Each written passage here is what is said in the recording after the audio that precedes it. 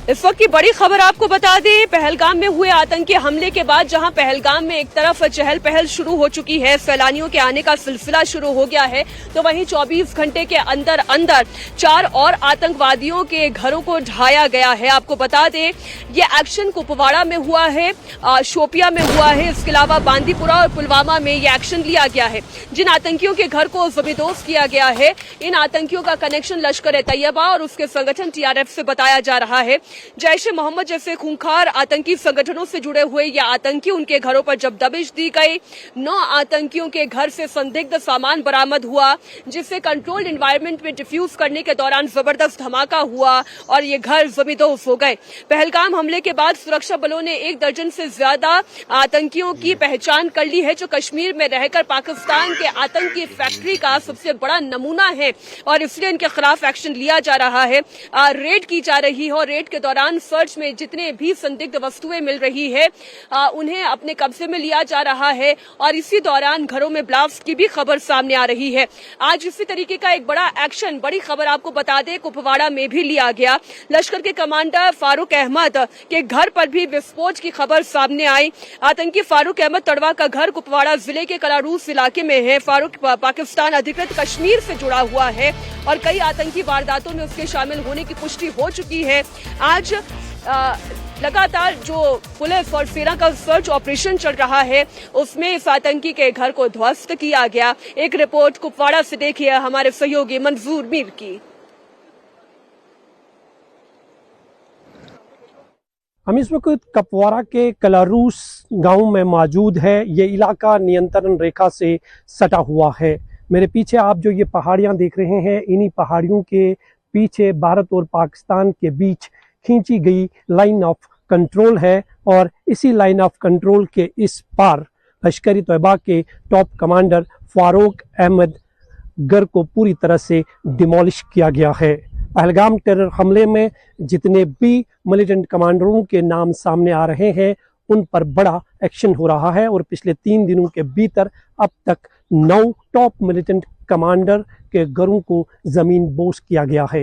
ये तस्वीर आप देख सकते हैं, ये फारूक अहमद के घर की तस्वीर है। नियंत्रण रेखा से सटा हुआ ये गांव है और 1990 के दशक में फारूक अहमद यहाँ से पाकिस्तान चला जाता है हथियारों की ट्रेनिंग हासिल करने के लिए और उसके बाद गांव वालों के मुताबिक, परिवार के मुताबिक वो दोबारा वापस नहीं लौटा और पुलिस रिकॉर्ड के मुताबिक फारूक अहमद सीमा पार बैठकर कश्मीर में मिलिटेंसी गतिविधियों को अंजाम दे रहा है और उसी कार्रवाई के तहत पुलिस ने ये एक्शन की है।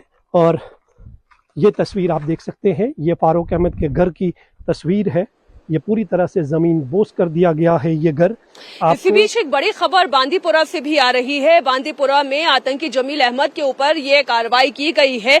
बांदीपुरा स्थित उसके घर पर जब जम्मू कश्मीर पुलिस और साथ ही सेना का सर्च ऑपरेशन शुरू हुआ, तो वहां पर भी संदिग्ध वस्तु मिली, जिसे डिफ्यूज करने के दौरान यहां पर भी जबरदस्त धमाका हुआ। बताया जा रहा है ये आतंकी साल 2016 से लगातार आतंकी संगठनों के नापाक मंसूबों में अपना सहयोग दे रहा था। इस वक्त ये आतंकी कहां है, इसके बारे में कोई जानकारी नहीं मिली है, लेकिन हाँ, इसके घर से मिले हुए संदिग्ध वस्तुओं के बिना पर यह कहा जा सकता है कि इसका भी आतंकियों से सीधा कनेक्शन था।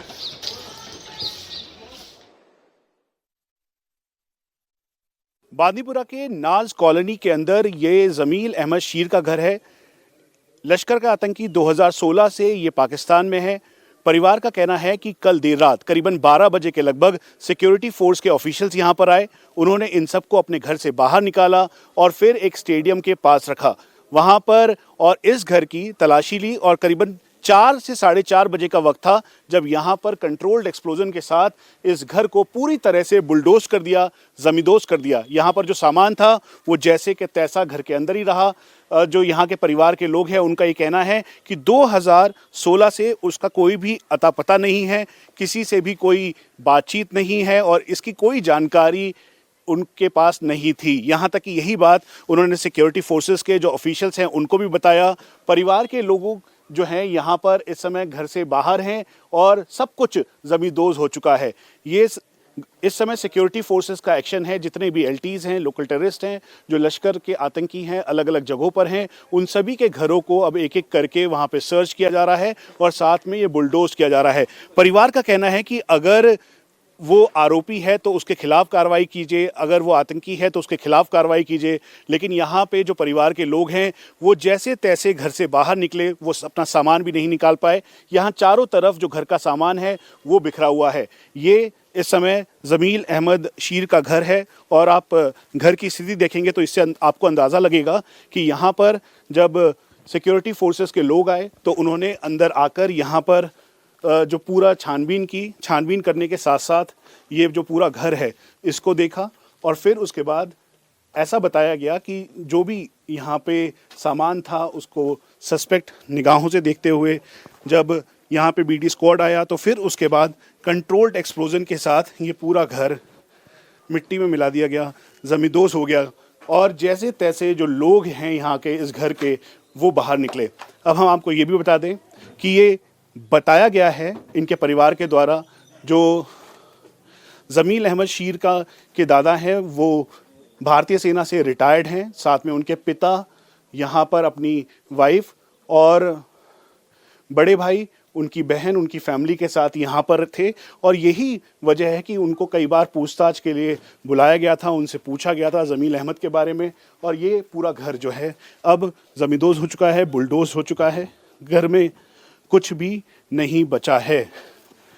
ये कहा गया कि 2016 से यहाँ से जाने के बाद कई जो टेरर अटैक्स थे उसमें इनकी अहम भूमिका थी और यही नहीं बल्कि ये जो पूरा घर है ये ज़मींदोज़ कर दिया गया।